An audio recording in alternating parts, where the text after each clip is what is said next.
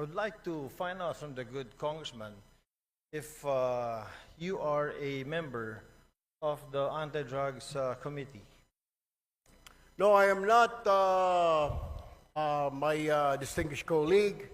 I am not a member of any committee right now since I am part of the deputy majority group, Mr. Speaker. And if you are a what were you again, Mr. Speaker? Deputy Majority Floor Leader, Mr. Speaker. Deputy Majority Floor Leader. I'm very sure, Mr. Speaker, that you know very well that the Committee on Anti-Drugs is very active on RA 9165. I am aware, Mr. Speaker. Oh, you are aware, Mr. Speaker. Thank you. If you're aware, Mr. Speaker, then what was the purpose of the privileged speech?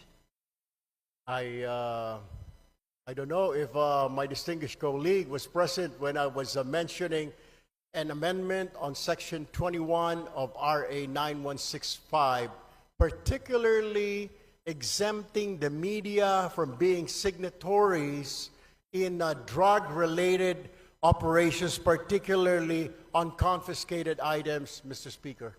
All right. Thank you, Mr. Speaker.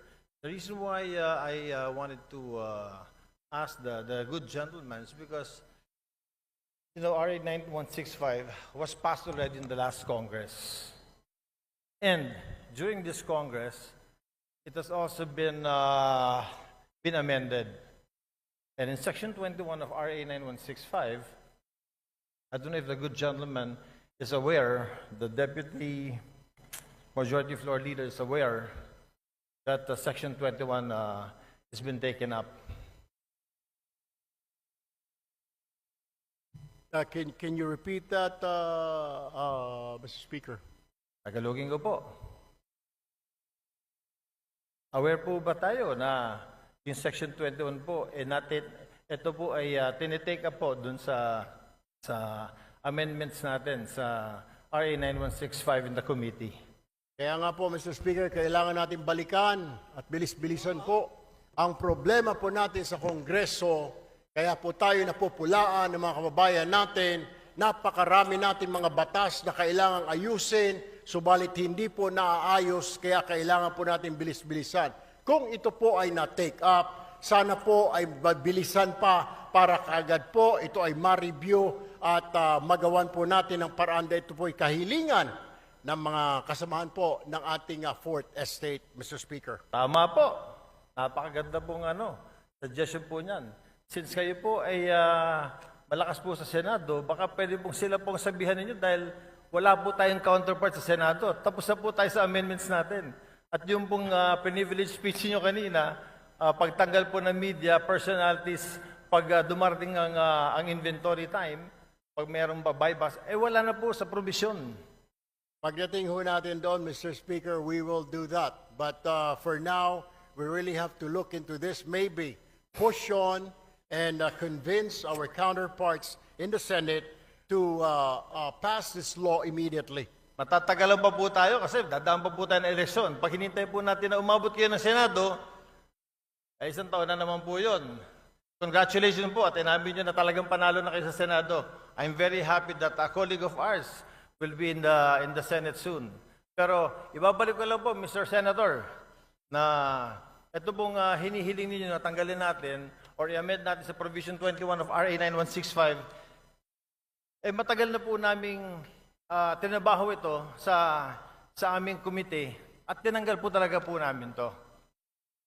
Ang tanging hiling namin, katulad din ng hinihiling ninyo, sana nga po mapabilis natin ito sa Senado. Dahil sa Senado po, hindi ko alam, pero baka pwedeng kayo na po magsalita. Baka pwedeng kayo na mag-privilege speech. Pakisabi na bilis-bilisan po para itong hinihiling natin na ma-amend itong Section 21 ay matapos na. Alam niyo ho, I will just have to correct my colleague. Hindi pa po ako senador, Your Honor. John. Pagdating ho natin doon, Mr. Speaker, we will do that. Ako po ay isang mambabatas, ako po ay isang representative, Hindi pa po ako senador. Do, tumatakbo po ako senador. Nais ko lamang po linawin na ako po ay isang congressman. Correct. Ako po ay member ng ACT-CIS Party List at hindi po ako senador. Baka ang inyo po ibig sabihin, yung aking po nakatatandang kahuya po, siya po yung senador. Pangalawa, kaya ako nga po pinapabilis-bilisan para marinig po tayo sa Senado. Nabilis-bilisan po nila dahil ito po ay hindi pa naman batas. Habang ito hindi pa batas, ala hong saysay ang pagre-review, wala hong saysay ang pagtanggal ho natin ng section na yan, section 21, kung hindi pa naman po ito batas. What I am trying to point out, Mr. Speaker, I guess we have to do something about it. And para marinig ko, kaya ho tayo nagka-privilege speech para marinig po tayo sa Senado. Now, we are waiting for the decision, Mr. Speaker. If I can only do a privilege speech in the Senate, then I will do so. Unfortunately, I'm still here, a member of 19th Congress, Mr. Speaker. Salamat. Salamat, Mr. Congressman. Sinabi ko lang po yung sinabi niyo na gagawin niyo pagdating niyo po sa Senate. Inulit ko lang. Yun. Pagdating ho natin doon, Mr. Speaker, we will do that. But Mr. Congressman, we do something about it. We have done something about it. In the committee level, ito pong Section 21 na hinihiling ninyo ay wala na po. Alam niyo ho, Mr. Speaker, ito po ay nasa committee level at tulad po ng sinasabi ko, kaya ko nga po I am pushing for it. Nabilis-bilisan po natin. Marami po tayo mga batas na pending po ngayon. Hindi lang po itong 9165. Marami pong kailangang revisahin, reviewin.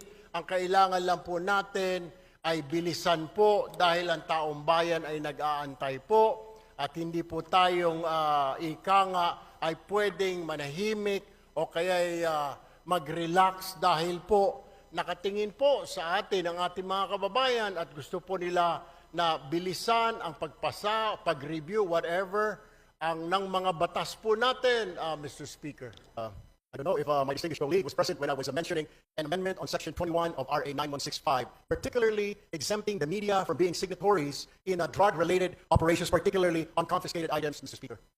Therefore, Mr. Speaker, I think the correct manifestation should be, since the requested section is to be amended, and it has been replaced already, Mr. Speaker, is that the correct manifestation should be, we request that the Senate should fast-track this House version of RA 9165. That, I think, is the correct manifestation, Mr. Chair.